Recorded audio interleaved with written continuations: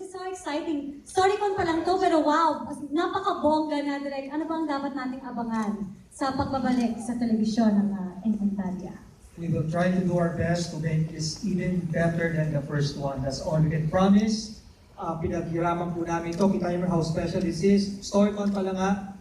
Ganito na yung setup. So expect bigger and more exciting things about Encantadia. Alright, thank you, Direk. Liza! Kumusta ang pressure? Liza, bring it on.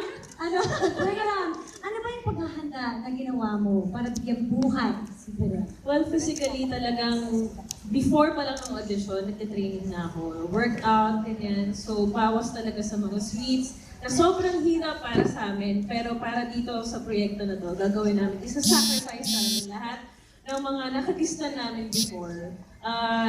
Syempre, nanood kami nung Encantadia para magkaroon kami ng, kumbaga ma-refresh kami kung ano ba talaga yung storya. And definitely, magbibigay kami ng bago dito. So this is gonna be a tough and fun adventure. And exciting for us who are waiting for the show. So congratulations sa mga sangre. Good luck sa inyo. Of course, maraming salamat, Direk, Mark Reyes. At ating mga bagong sangre, Kylie Padilla bilang Amihan, Gabby Garcia bilang Elena, Sanya Lopez bilang Danaya, at si Glyza Di Castro bilang Terena. Ayan, sa mga susunod na araw, matutunghayan po ninyo ang mga iba pang miyembro ng cast ng nag-iisang Encantadia. Marami na po akong mga chika sa pagbabalik ng 24 oras.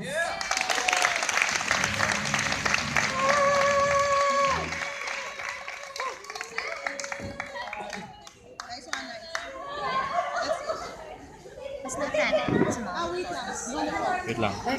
Meron ka?